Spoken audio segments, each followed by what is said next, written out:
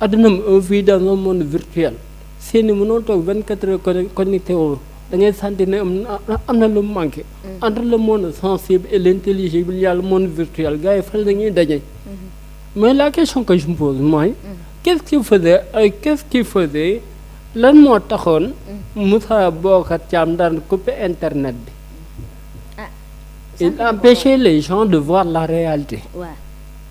parce que moom. kuy aju bëggul kuy seenu. mais caractéristiquement parlant ce qui caractérisait l'ancien régime. je le dis ici dans le caractère. ñu ngi lay dégg. et vol la. demal. c'était un gouvernement de voleurs. gis nga dañ koy wax y a un penseur que j'ai oublié son nom. il a non do wax ma ñëpp. la plupart des gens ay voleurs nañu. parce que boo mënee jël naa dossier maa teg sama conc xam nga voleurs yi fan la. c'est l'encouragement du vol. te dafa am lenn lu amoon mooy un gouvernement de un peuple de moutons engendre un gouvernement de loups. gis nga xam lu changé ci la donne ce sont pas les dirigeants qui l'ont changé de c'est le peuple sénégalais. nee naa le peuple est souverain. Autant c'était le politicien qui informait le peuple. Maintenant c'est le peuple, c'est la population qui détient les informations. est-ce que comprendre lu ma la bëgg a wax.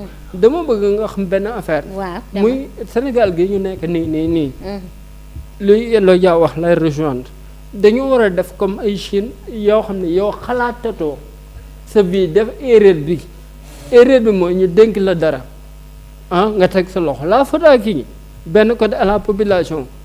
la faudra kii ñun suñu perception culturelle bi ñu am ci njiit.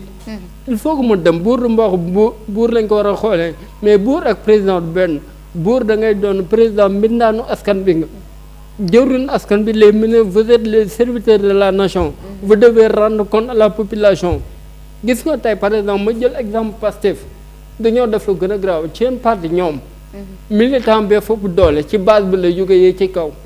gis nga pyramide affaire ci suuf lay jógee dem ci kaw ñu nekk ci suuf ñooy xam ni mu demee.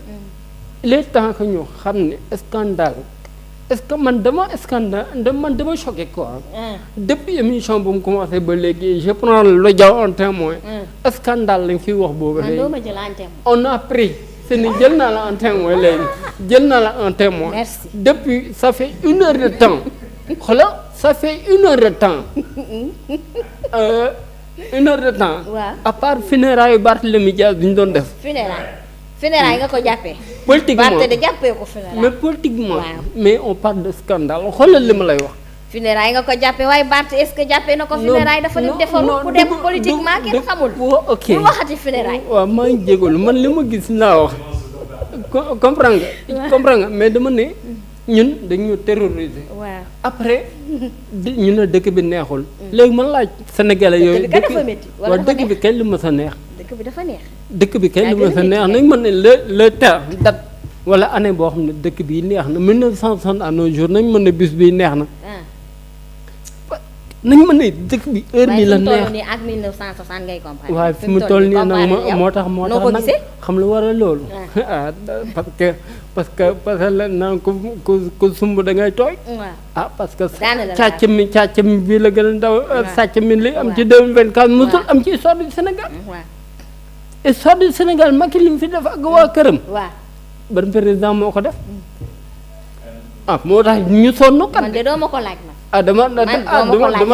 dama askan bi may laaj muy na sanction bi ñu def ci Macky Sall. te booba léegi ñu ngi tudd. FMI demoon ba gars yi ñëw xam nga pourquoi on doit applaudir le gouvernement. de Ousmane Sonko le gouvernement de Ousmane Sonko. ils ont préféré dire la vérité. gis nga der cachet yi dama la wax benn président. benn pays. européen bu mu dal la Grèce. en 2004. dañoo casse seen dette pour organiser Euro 2004. ba léegi da leen topp et pourtant FMI da leen teg loxo. mais ñun FMI dafa ñu bëggoon sanctionner on a vécu 1 an sans le FMI.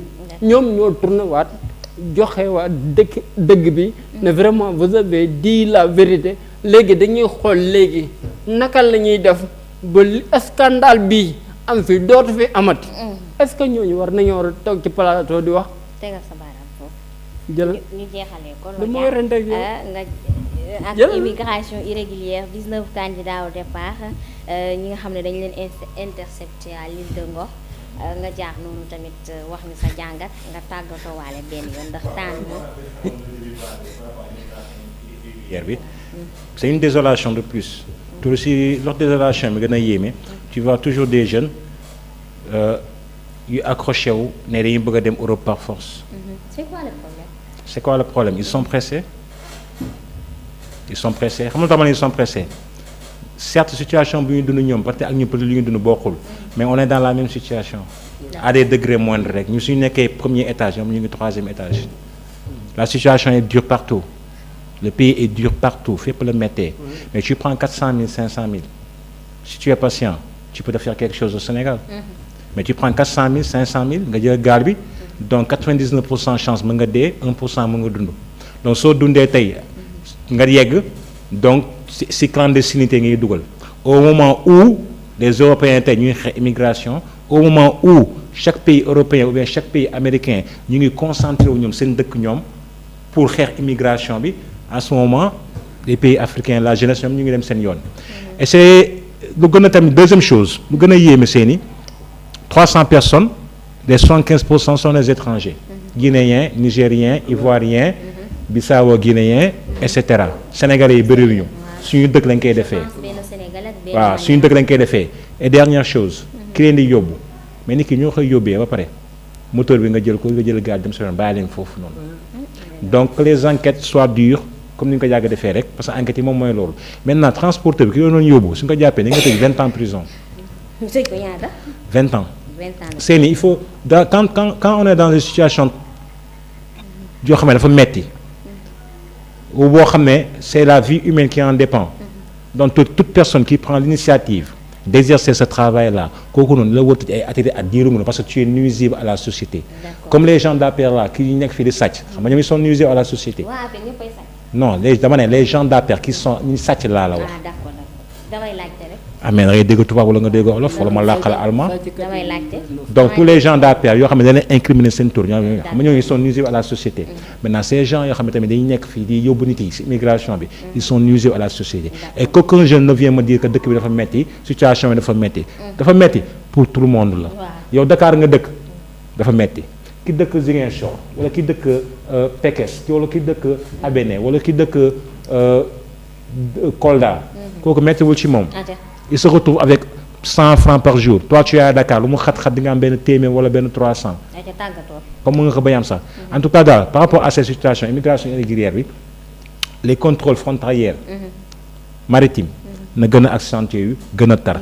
képp kuñ ci jàpp dëkkoo Sénégal on te refoule chez toi ki fi dëkk nag ñu xool te yow ñu la jàppale wala ñu la encadré parce que tey nit ki di waaye tukki nga jàpp ko après tey ko prison beneen plaignant mi ngi noonu daal.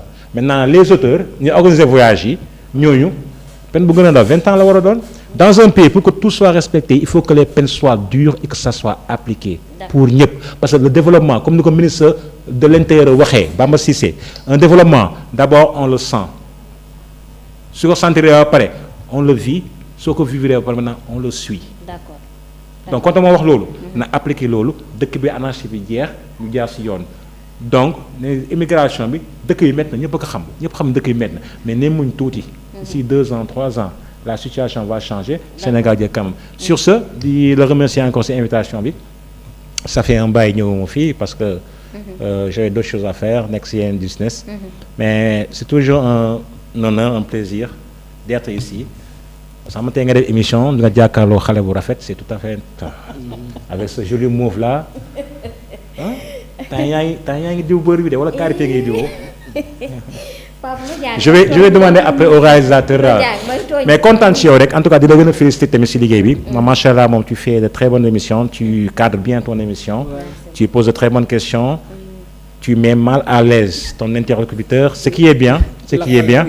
Parce que képp kuy toog ci plateau moom soo calewul rek nga dajeek présentatrice bu calé tu as un problème mais malheureusement comme nous on est calé. pour ñu daan ne xaw a métti di remercier tamit Moustapha Ndiaye le DG Moustapha Ndiaye di ko nuyu di nuyu toute l'équipe de Sen Média l'équipe technique Rachid ak Nestor ak Matar et gis naa ne tamit depuis ba ma jógee fii tamit y a un très gros changement macha allah yàlla na gën a yokk ndax léegi da ngay toog sax affaire yi di tourner nii super yokk ba yëg. macha allah merci beaucoup alors yow it immigration irrégulière bi 19 personnes interceptées nga wax ma sa analyse nga jaar noonu tàggatoo. ok alhamdulilah bu ma amee benn sénégalais ci biir Sénégal ñaata la ñu. 18 millions. ah 18 millions. ñaata kii ñi demoon ci gaal gi. 19 300 non 300 la. 300 300. bii 300 personnes. 300 personnes. Il y a combien de Sénégalais? Il y a combien de Sénégalais? moins de 25% de Sénégalais. Ouais, donc dama bëgg ñoo xam ne affaire yi mu ngi jàll ndànk-ndànk l'espoir est permis. gis nga lenn dafa am quoi mooy de suñu système éducatif lay pointé du doigt dañoo gëmloo Europe suñu bopp bi ba jàpp ne c'est l'Eldorado. gis nga boo demul foofu rek doo dem. waaw Union européenne ñii seen nattu xam nga ñan la Espagne la Italie ak tuuti France ak Portugal gis nga ñii kii bi vague bi nii dil la bu ñu demee ba yegg seen camp de réfugiés yooyu bu ñu demee dañ koy déclarer xam pour lan la pour Union européenne dolli leen seen budget parce que dañuy gis ne ñii ñu ngi régorger ay des émigrés clandestins immigration clandestine vous voyez. Donc conscientisation mu ngi am gars yi ñu ngi koy gëm leen daal la benn alerte lay lancé muy la patience c'est le chemin de l'or. ndaw yor ndaw du gaaw. on est là.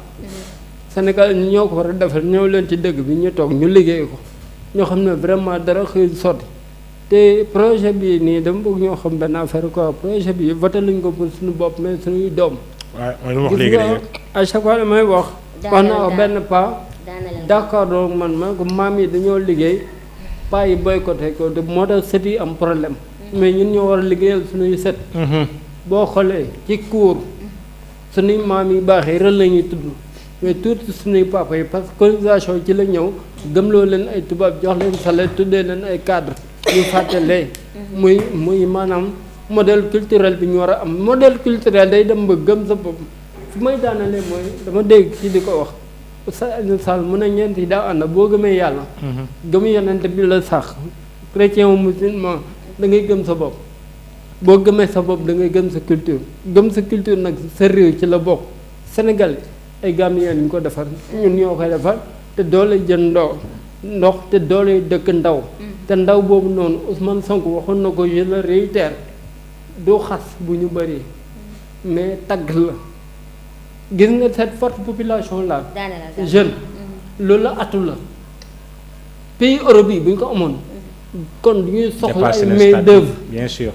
pays américain bi nga amoon di nga tijji Nicaragua bu nekk politique Joe Biden pour ñu yokk seen main d'œuvre kon tey gouvernement yi nañu dimbali ngir yàlla Afrique Sénégal ñu mën a xale ñu mën leen caser mais pour ñu caser leen